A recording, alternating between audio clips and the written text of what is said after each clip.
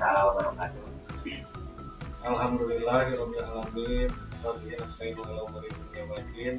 Wassalatu wassalamu ala asyrofil anbiya'i wal mursalin sayyidina wa maulana Muhammadin wa ala alihi wa sahbihi ajmain. Wa rabbi sholli wa sallim Dipayun ngaturkeun nuhun ka Bapak, Ibu, guru SDN Kalibaru anu parantos hadir dina ieu kesempatan. Oke, kalau kesan penuntut Bapak LKS nuju aya obat tadi terus di pesan angin aya obat tapi sojas. Oke. Kurang lajeng wae. Nyata dina simkuring teh gaduhan tugas nyata diseminasi guru penggerak nyata forum diskusi penyampaian naon bukti anu parantos kusim kuring dipahami atau nanti terus dipelajari sampai dupika ayeuna dupika modul 1 terus sampai yang C nyata ayeuna terakhir dina modul terakhir ieu nyata aya anu disebut budaya positif di sekolah ya. Budaya positif di sekolah yaitu budaya yang harus kita terapkan di sekolah. Banyak hal tentang materi budaya positif di sekolah itu. Apa itu budaya positif? Budaya positif itu adalah hal-hal yang baik dilaksanakan di sekolah ya. Adapun nilai-nilai yang harus kita angkat di sekolah itu diantaranya adalah ada yang disebut dengan kesepakatan kelas ataupun ada kesepakatan sekolah.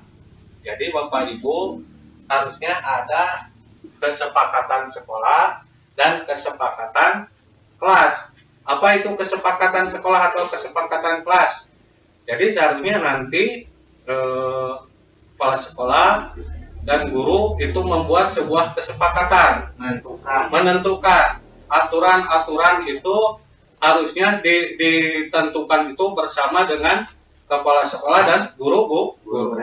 Peraturan nanti disepakati. Aturan-aturan itu yang telah disepakati berarti kita harus mentaati. Begitupun di kelas, Bapak Ibu bisa menerapkan kesepakatan kelas itu dengan siswa ya. Jadi dengan siswa. Contohnya seperti yang pertama saling menghargai antara siswa dan guru. Yang kedua disiplin. Yang ketiga menjaga ketertiban dan keamanan. Yang keempat boleh hadir tepat waktu dan lain sebagainya. Nanti kalau ada kesepakatan kelas, ya, jadi kita bila ada anak yang melanggar, itu kan sudah sepakat, ya. Lalu ada lagi kita sebagai guru. Sebagai guru itu ada 5 posisi. Yang pertama kita itu sebagai penghukum. Yang kedua sebagai pembuat bersalah. Yang ketiga sebagai pengontrol. Yang keempat sebagai teman, yang kelima sebagai posisi kita itu, posisi guru kita itu mau di mana? Apakah mau penghukum, pengontrol, pembuat merasa bersalah, teman, pengontrol dan manajer, ya. Nah, di zaman sekarang ini, ya, contoh ada yang disebut dengan penghukum. Guru itu harus diminimalisir untuk menghukum. Kenapa? Karena menghukum itu jadi anak itu kalau kita hukum, contohnya kita hukum anak itu berbuat salah, kita hukum anak itu berlari, apalagi dipukul ya, nanti anak itu akan membekas dan akan mempunyai rasa dendam. Itu yang dikhawatirkan. Jadi anak itu akan pernah sino kepungkur, sinamnya asap membekas tuh kita sampai kapanpun kita. Jadi bagaimana caranya?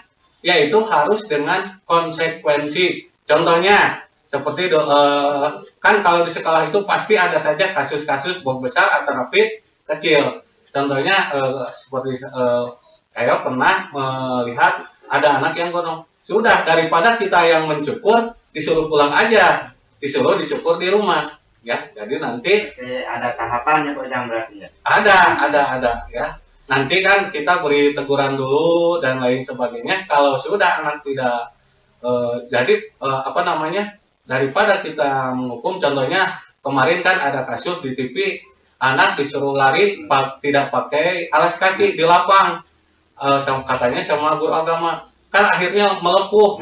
Nah kan kita repot ya, akhirnya tetap berpulang kepada guru-guru kembali. Seperti pitching malam tadi, Ojak. Ya, boleh. Jadi ada tahapannya. Ya. Bu Nur kebetulan ngajarnya di bidang terapi. Ya. Jadi yang dipitchingkan itu untuk kelas 2 itu tahapannya terlalu tinggi. Contohnya seperti kemarin Asmaul Husna kan seperti bahasanya udah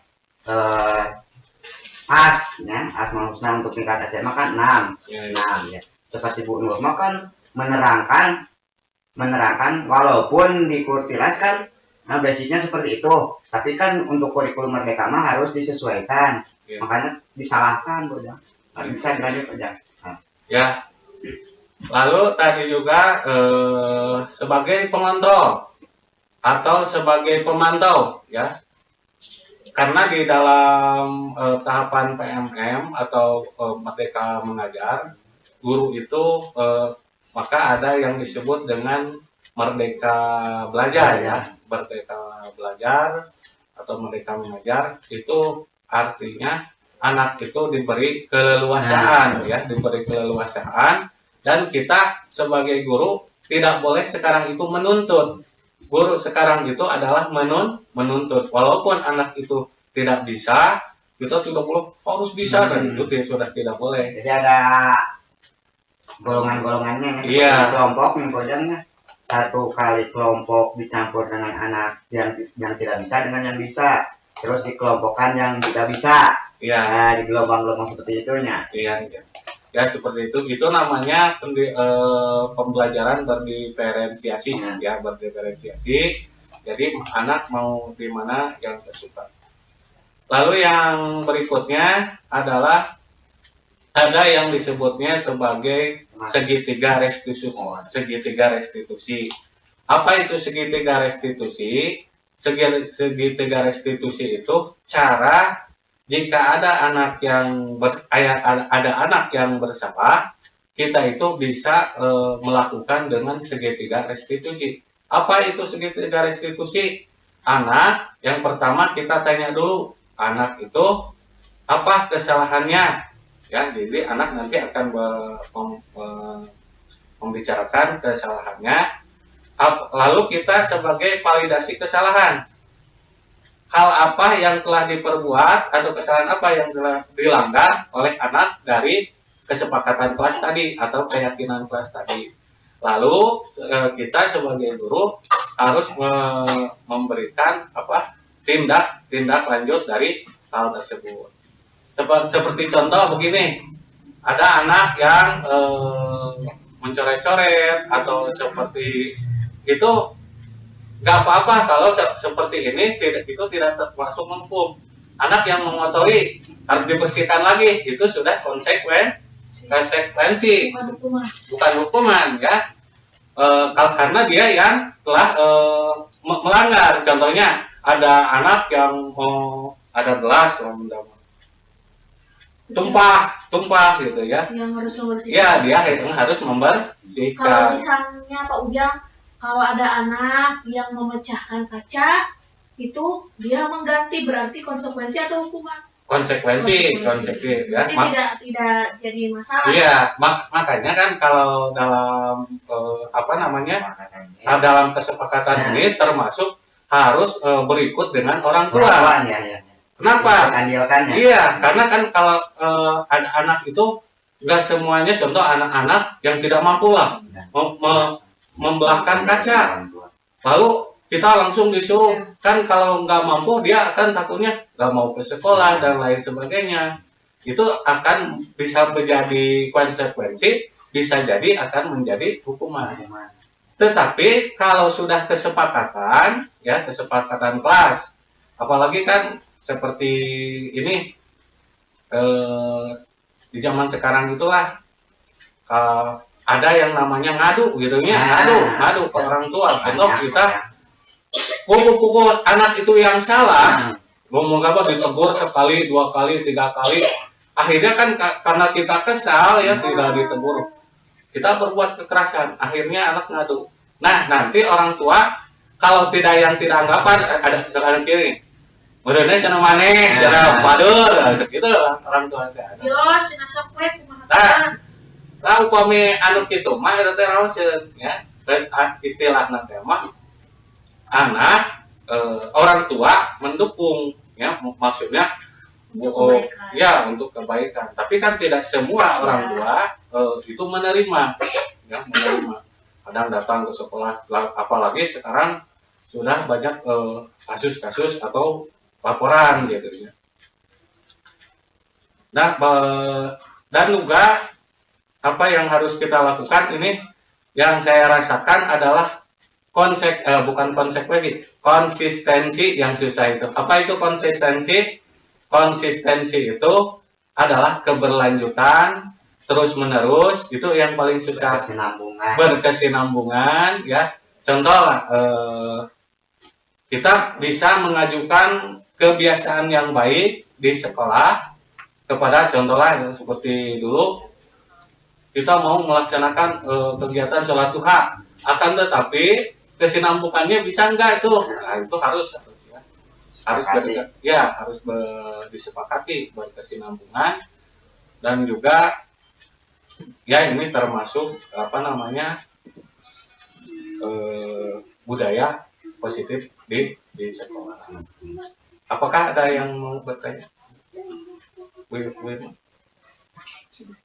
Cukup yang ya.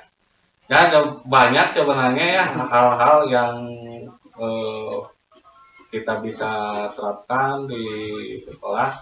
Ini adalah satu ada Ojang. Ya, berarti kan ya, kurikulum merdeka itu siswa atau guru juga ya, harus menyeimbangkan dengan situasi.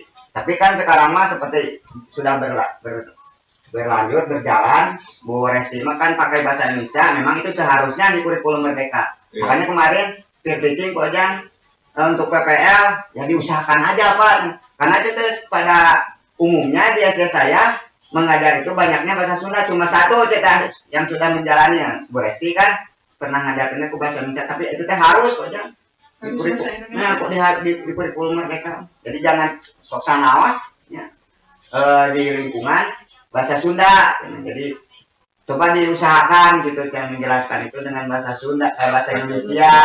Tapi jangan meninggalkan yang dasar yaitu bahasa Sunda gitu. Jadi tetap dasar nama kehidupan sehari-hari mah karena di lingkungan memakai bahasa Sunda harus menyampaikan bahasa Sunda yang baik. Tapi untuk penambahan ilmu wawasan mah tetap dalam pengajaran itu menyampaikannya dengan bahasa Indonesia. Jadi campur sari lah istilahnya. Karena kan yang ditangkap mah gitu ya, gitu kan. Jadi di sekolah teh anak-anak kan terbiasa pakai bahasa Sunda, tapi di pelajaran kan bahasa Indonesia. Jadi anak itu susah menyimpulkan, membuat kalimat karena kan terbiasa pakai bahasa Sunda. Jengkan anu tipayun yaitu tentang budaya positif ya. Ini katanya budaya positif anu parantos di damelan ku simkuring gitu ya. Nyata budaya positif teh Bapak Ibu ya, suasana positif sangat mendukung dalam menciptakan pembelajaran yang kondusif.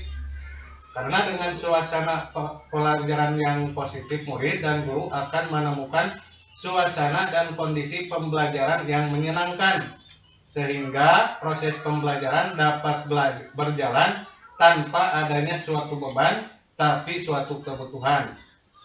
Suasana positif juga akan membantu menggerakkan moral yang positif bagi murid, sehingga karakter murid tidak hanya terbentuk dari akademik, intelektual saja, tapi juga dari lingkungan yang ada. Untuk selanjutnya, pengertian budaya positif ya adalah nilai-nilai, keyakinan-keyakinan, kebiasaan-kebiasaan di sekolah yang berpihak pada murid agar murid dapat berkembang menjadi pribadi yang kritis, penuh hormat dan bertanggung jawab.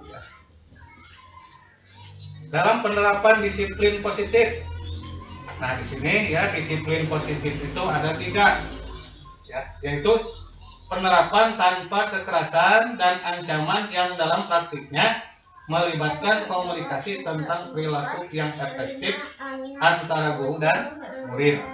Ya. Dalam penerapan disiplin positif ini, murid diajarkan untuk memahami konsekuensi dari perilaku mereka. Selain itu, disiplin positif juga mengajarkan murid tanggung jawab serta rasa hormat dalam berinteraksi dengan lingkungan. Ya.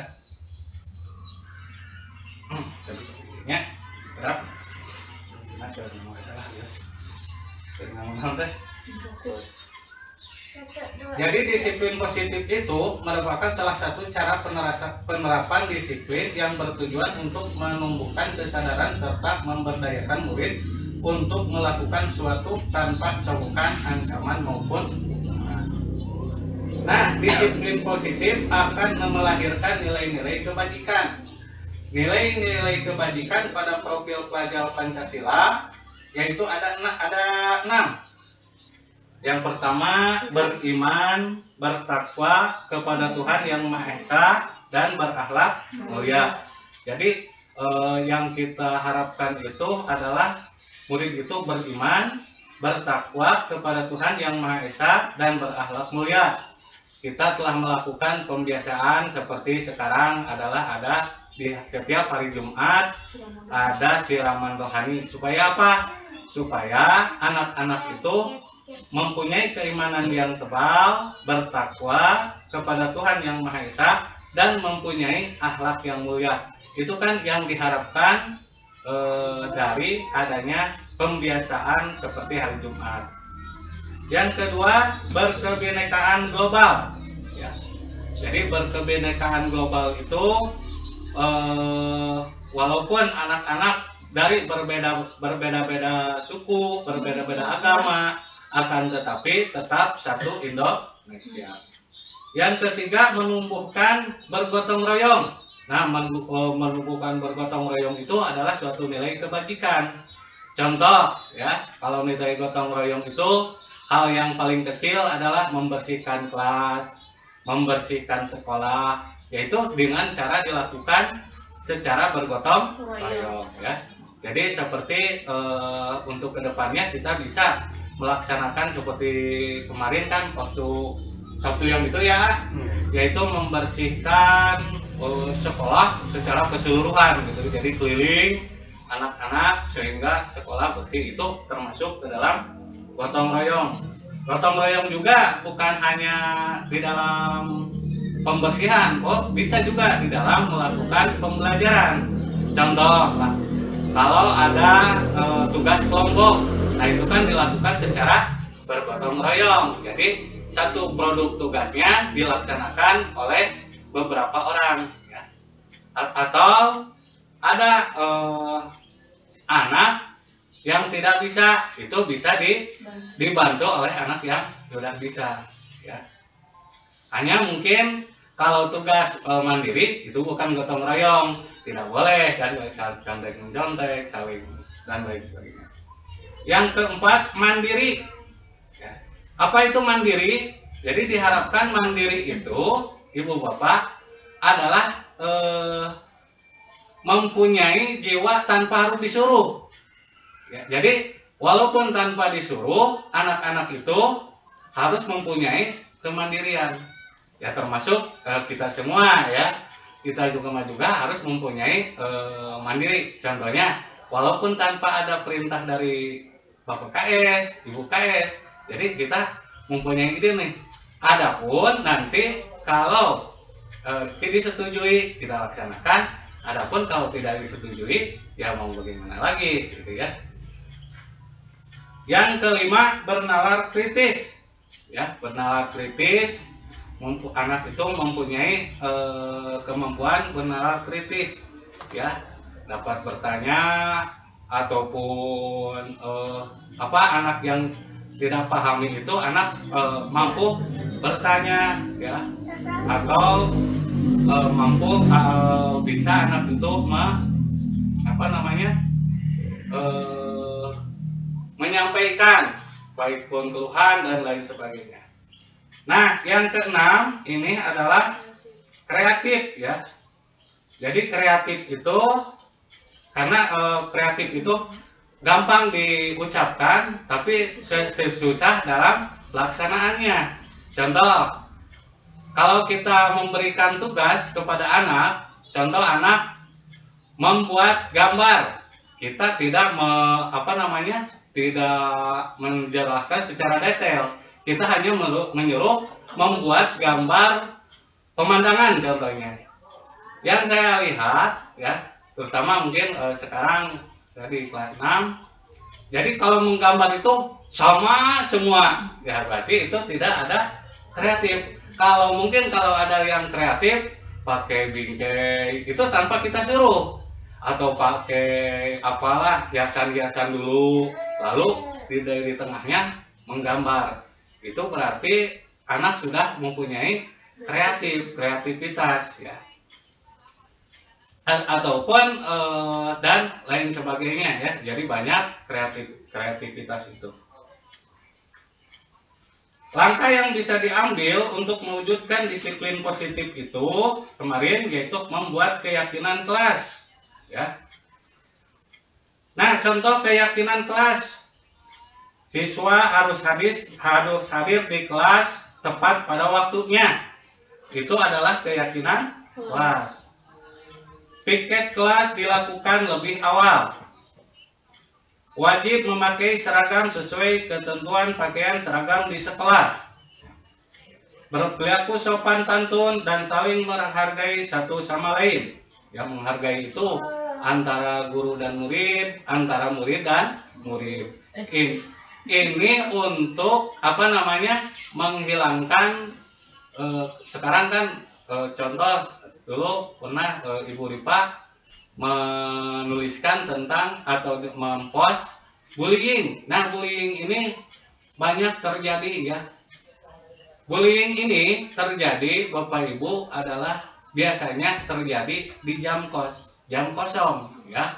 Makanya kita juga harus memantau, ya, kalau ada anak yang dilakukan bully, tetapi anak itu biasanya takut, anak suka diancam. Jadi anak itu akan takut, ya. Jadi kita harus terus, ya, seperti secara konsisten menyampaikan kepada anak jangan sampai ada bullying. Seperti kemarin anak membuat kesepakatan kelas, karena banyak kalau di diskusi di room juga, ya, di kantor guru mungkin satu kabupaten mungkin sudah menjadi kebiasaan, yaitu anak suka menyebut orang tua, katanya, ya, itu nama orang tua, ya, apalagi dengan jadi saling mengejek gitu. Nah, itu termasuk bullying secara verbal, ya. Nah, dilarang gaduh di dalam kelas. Nah, ini juga harus kita buat, ya. Ini suatu keyakinan kelas. Nanti Bapak Ibu, keyakinan kelas ini kan dibuat bersama-sama dengan siswa, ya, dengan siswa. Apa nanti konsekuensi, ya?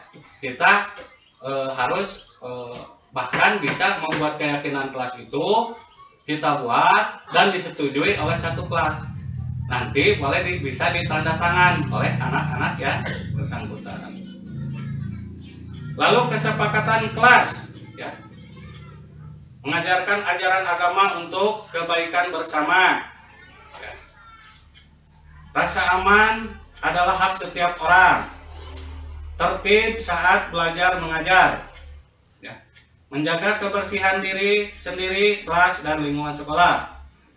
menciptakan suasana yang sejuk dan teduh di lingkungan sekolah, saling mengingatkan, mendukung, dan membantu antar sekolah, menata ruang kelas dengan gambar-gambar yang edukasi dan menarik. Ya, jadi itu adalah kesepakatan kelas. Itu sebagai contoh ya. Kalau kesepakatan kelas itu bisa dibahas secara bersama-sama adalah membuat hal-hal yang positif tentunya ya. Lanjut. Sekarang 5 kebutuhan dasar manusia. Manusia itu mempunyai 5 kebutuhan dasar.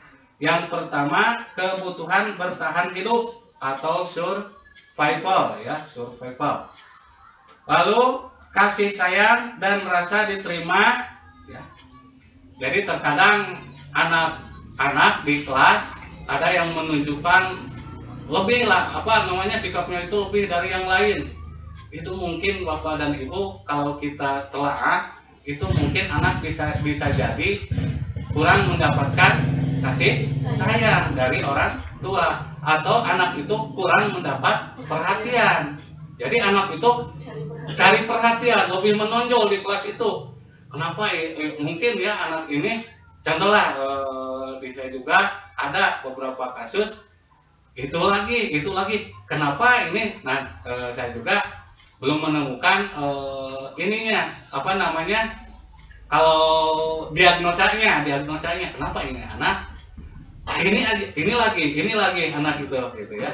Mungkin kalau dipanggil orang tuanya kita dapat tahu apakah mungkin karena kesibukan orang tuanya ya dan lain sebagainya. Yang bisa ke sekedar mau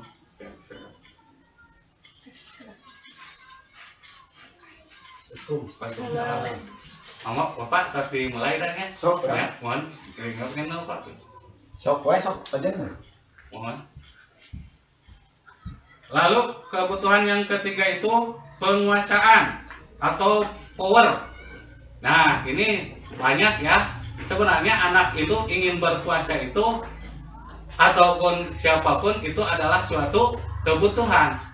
Hanya kita harus bisa memanajenya. Contohlah, karena kalau di sekolah anak-anak itu penguasaannya itu adalah kalau kata bahasa kita itu anak itu pengen yang paling menonjol atau pengen yang berkuasa dari anak-anak yang lain ya, yang paling berani, anak yang lain takut. Itu adalah suatu kebutuhan ya, atau power, kekuatan gitu ya. Yang keempat, kebebasan ya. Itu adalah suatu kebutuhan ya.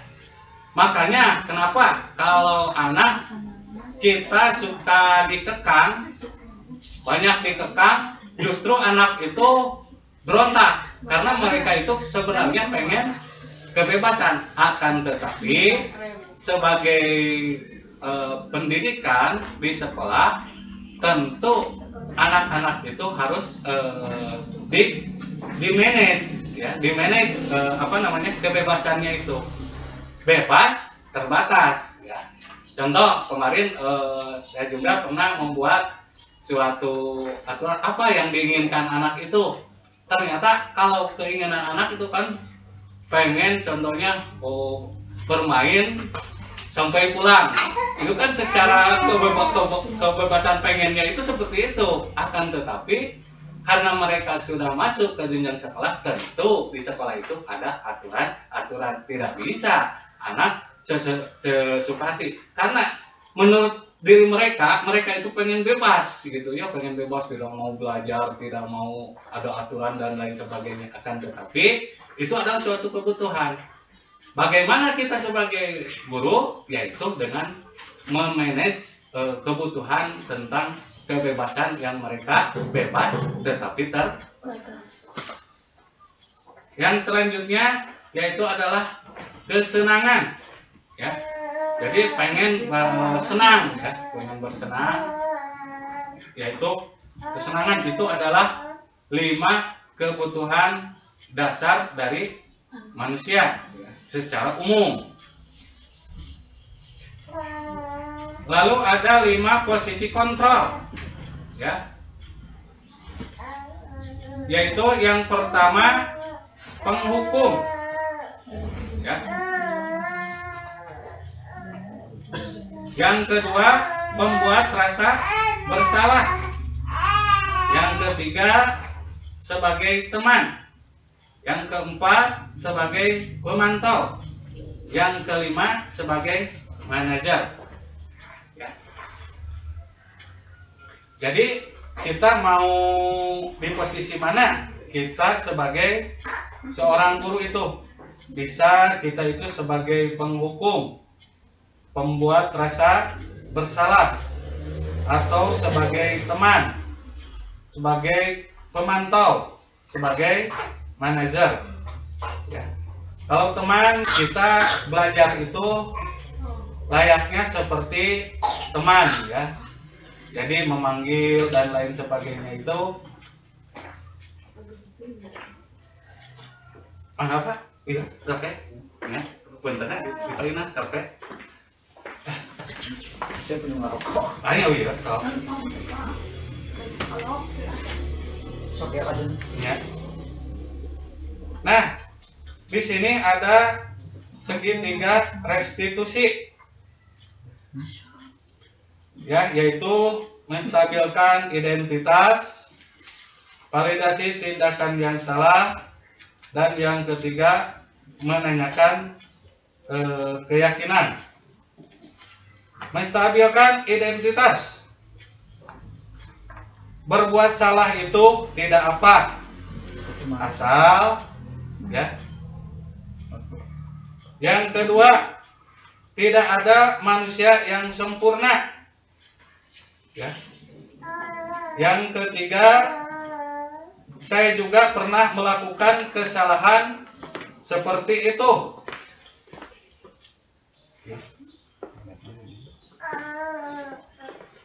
Sok lanjut. Maaf, geser. Sok lanjut. Ya. Ya.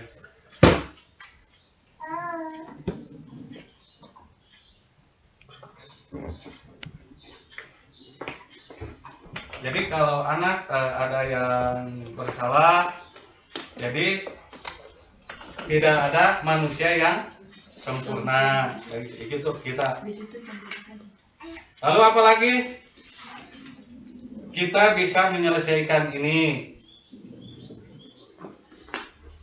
Lalu kamu berhak merasa begitu. Lalu apakah kamu sedang menjadi teman yang baik buat dirimu sendiri? Lalu Bapak Ibu tidak tertarik mencari siapa yang salah. Tahu Bapak Ibu ingin mencari solusi dari permasalahan ini.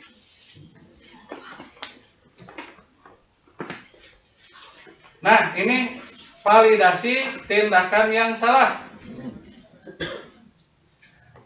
Validasi tindakan yang salah.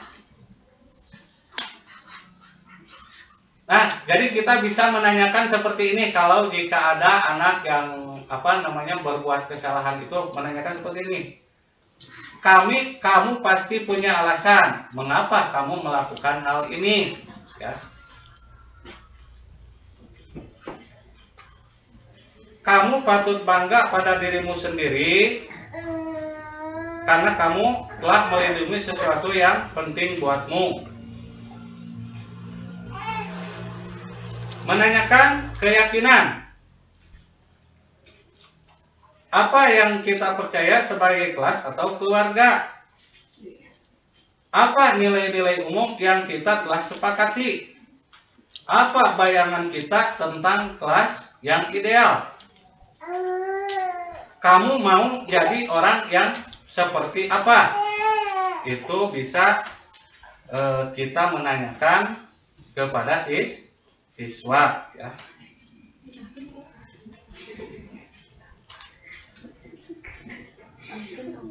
Wah, bentar sekali.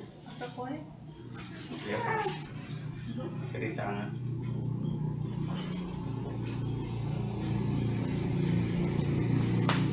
Nah, jadi Bapak Ibu, jika restitusi itu adalah suatu pendekatan di mana anak itu jika melakukan suatu kesalahan, yaitu bisa dengan dipanggil dulu anaknya, lalu kita ditanyakan kepada anak itu, yaitu hal-hal yang barusan, atau kita juga bisa ya dengan melakukan seperti tadi. Berbuat salah itu tidak apa, asal jangan dilakukan secara berulang-ulang, atau sudah jangan dilakukan lagi untuk yang lainnya ya. Lalu kita juga bisa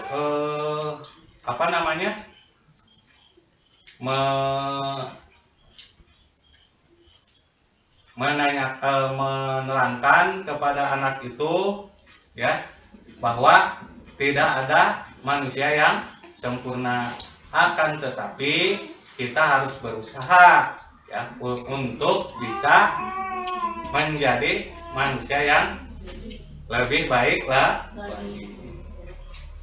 Lalu kita juga harus seperti ini bisa. Saya juga dulu pernah melakukan seperti kesalahan seperti itu, akan tetapi saya tidak pernah mengulanginya lagi, ya, tidak pernah mengulangi lagi. Jadi jangan sampai jatuh ke dalam lubang yang sama, ya. Kita bisa menyelesaikan ini, ya. Bagaimana caranya, ya? Yaitu dengan konsekuensi yang tadi di awal pernah dibahas, ya.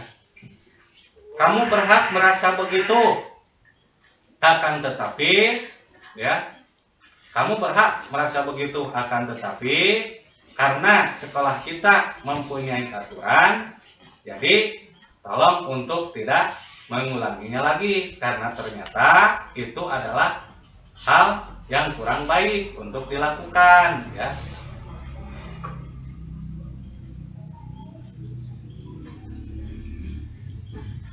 Kamu boleh mempertahankan sikap itu, ya, tapi kamu harus menambahkan sikap yang baru, ya. Jadi karena seperti kemarin di ruang diskusi, bahwasanya ada tingkatan-tingkatan SD, SMP, dan SMA atau SMK. Justru Bapak Ibu, kalau di SMA terutama, itu anak itu kalau berbuat kesalahan, walaupun dia salah, tetapi tetap dia itu mempertahankan kesalahannya, ya, mempertahankan kesalahannya. Akan tetapi kita harus bisa memperbaikinya. Kita juga bisa berbicara kepada anak-anak itu di kelas, yaitu bahwa kelas kita itu anggap adalah sebagai keluarga, ya, sebagai keluarga. Makanya jika ada teman yang sakit, kita pun di kelas harus merasa prihatin dan merasa sakit, yaitu dengan kita bisa melakukan menolong, ya. Apa bayangan kita tentang kelas yang ideal? Ya, ini bisa diterapkan kepada anak ya.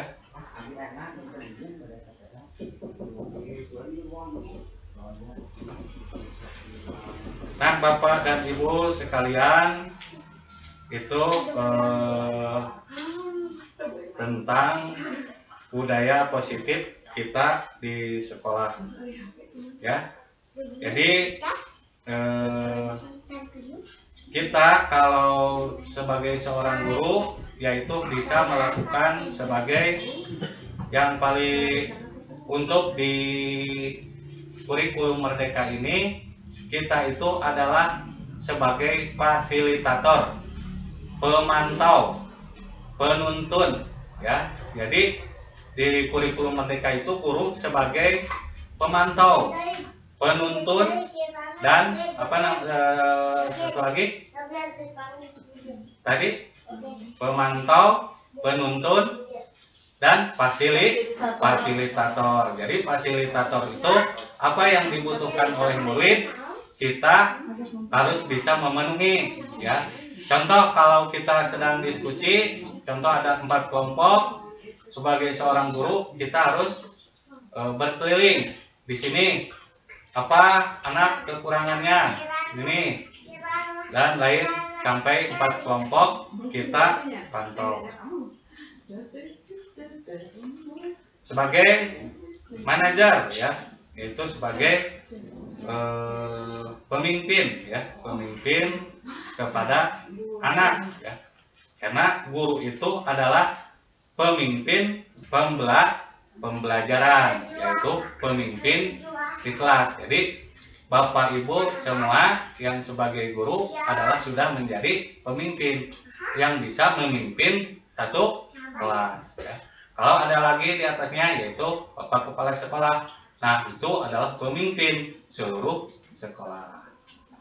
Jadi Bapak dan Ibu, untuk hari ini materi tentang keyakinan kelas telah tersampaikan semuanya. Mudah-mudahan ada manfaatnya untuk khususnya untuk saya, umumnya untuk Bapak Ibu semua. Banyak juga saya ucapkan kepada ucapan terima kasih kepada Bapak Kepala Sekolah yang telah memberikan dorongan dalam kegiatan kali ini. Rupanya saya tutup, cukupkan sekian. Wabillahi taufiq wal hidayah. Wassalamualaikum warahmatullahi wabarakatuh. Ngaturkeun nuhun ka AA ya, anak sadayana. Ya sekedap ada bikin ya.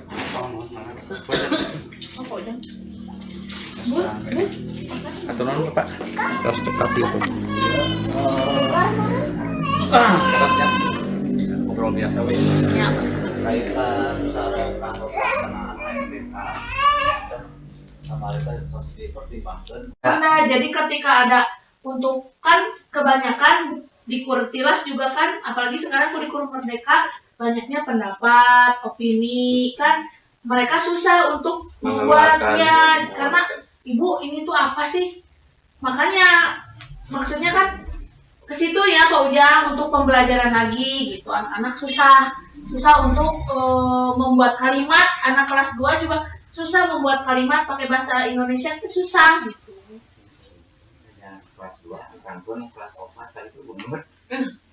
Tapi itu kan diterapkan ke pelaksanaan mah dan mengacu ke Kurtilas teh Pak Ujang. Bangsa hayat duka itu teh dijelasin ke kelas 2. Tuh. Ya, lanjut Ujang. Itu yang dapat saya sampaikan tentang penerapan budaya positif di sekolah. Mudah-mudahan ada manfaatnya, hanya sedikit dan sekilas. Mudah-mudahan ada manfaatnya untuk Bapak Ibu dan khususnya untuk saya. Mudah-mudahan kita dapat melaksanakan dan mendapatkannya di sekolah. Dan juga untuk Bapak Ibu sekalian, karena sekarang itu kita bisa ya untuk terus meningkatkan kompetensi kita dalam belajar.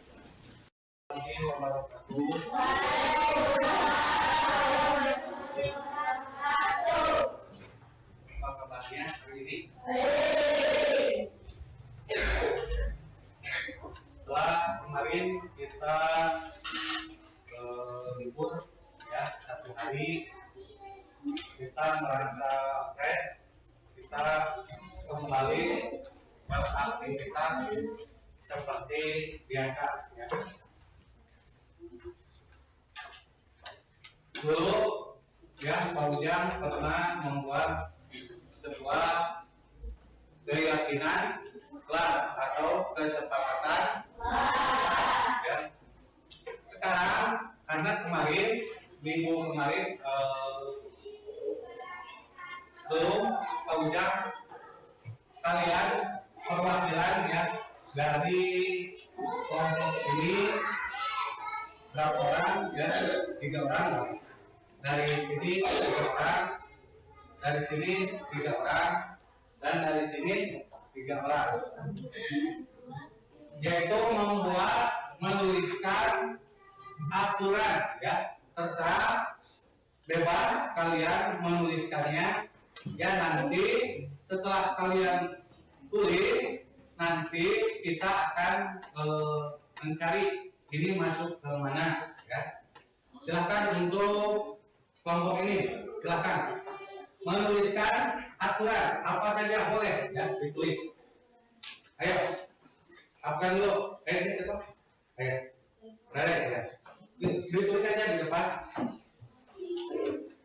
Ya, ditulis di depan. Ya, satu orang satu boleh. Ayo.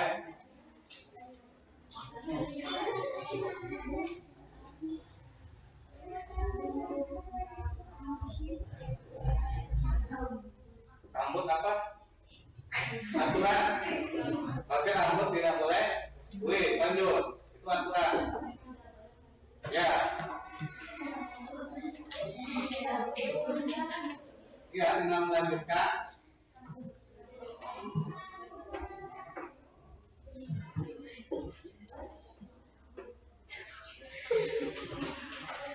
Ya, boleh kan? Silakan, yang kedua. Boleh, terserah.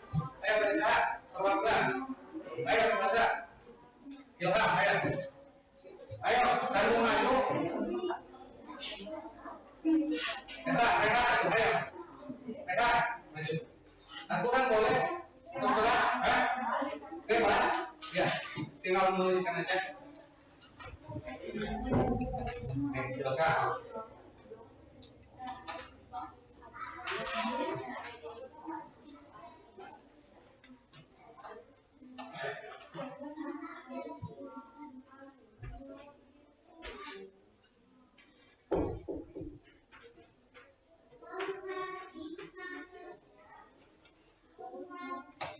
Apa?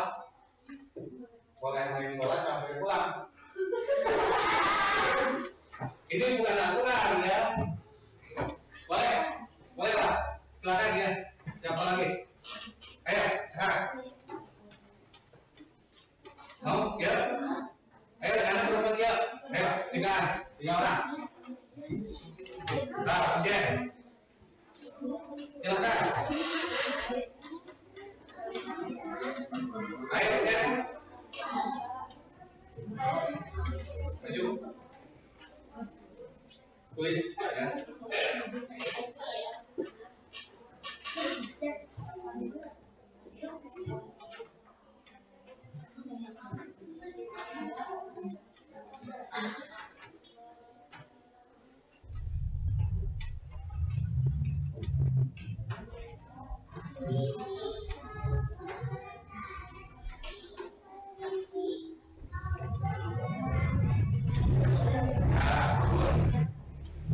Silakan lagi, siapa?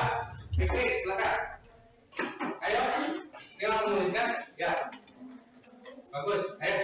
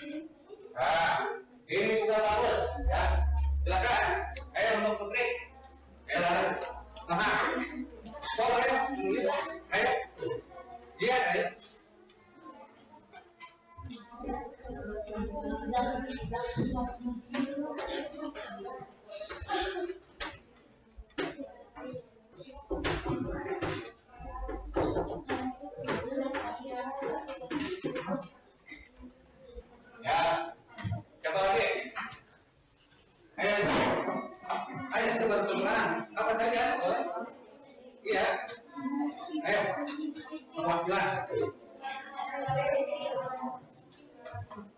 Ya. Ya.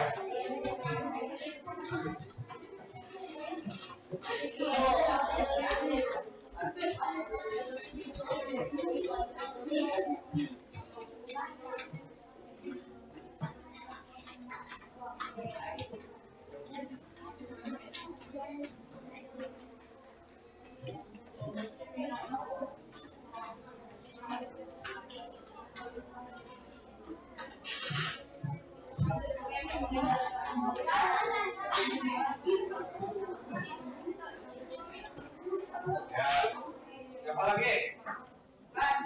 Ayo, B, baru dua ya. Ada lagi? Satu lagi boleh menambahkan? Ini, ayo. Ya. Oke, dia mau jurusnya. Boleh.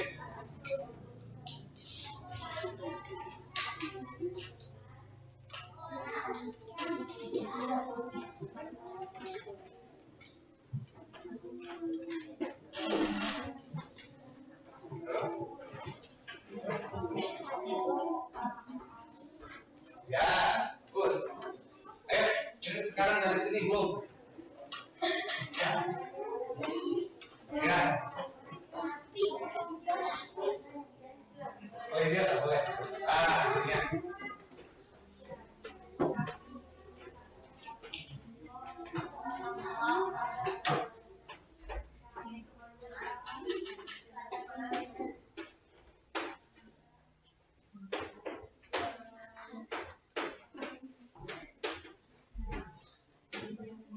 Ya. Ayo, Anda.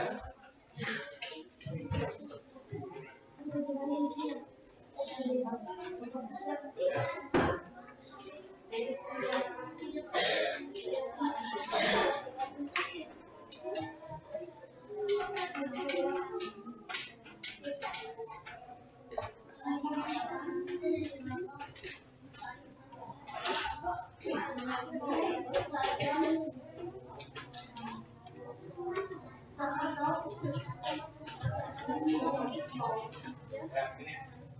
Siapa lagi? Ayo, Lisa. Ayo. Siapa? Ayo. Dari itu. Ayo, Lisa. Sudah tiga nih. Ya, boleh.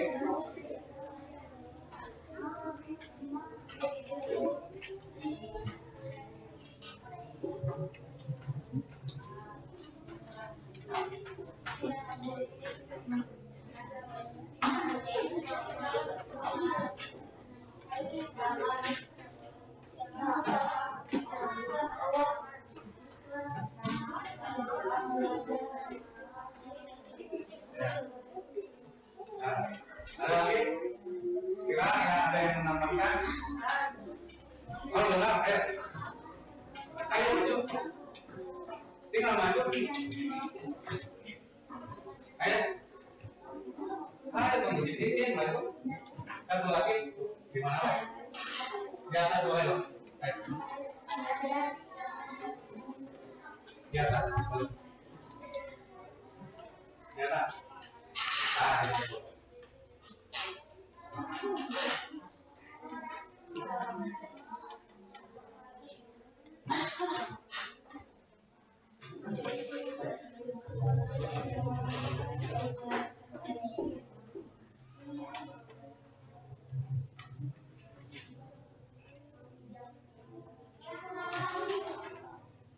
Ini. Ya, sini.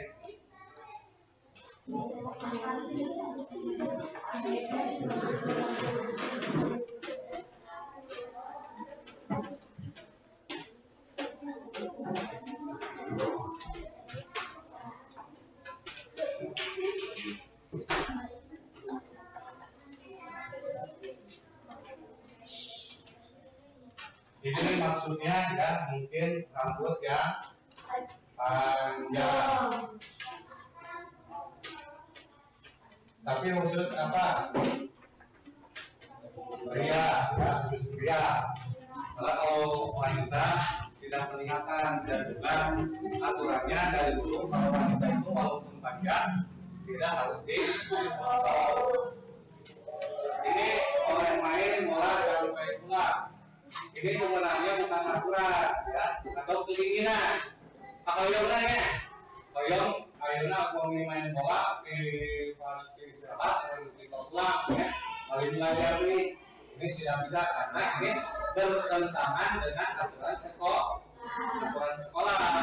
ya.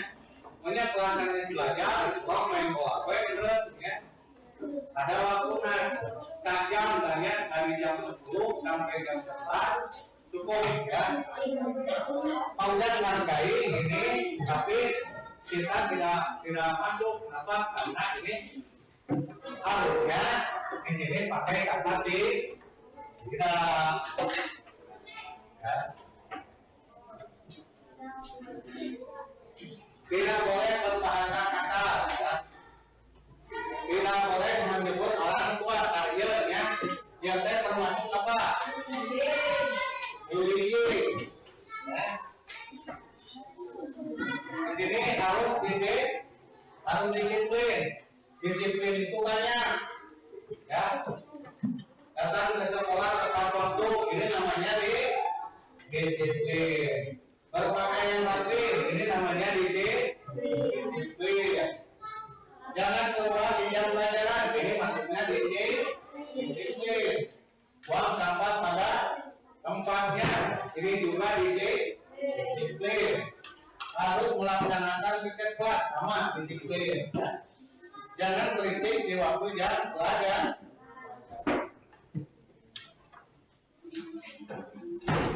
Ya, nanti program dipotong dulu. Nanti akan dimasukkan ke dalam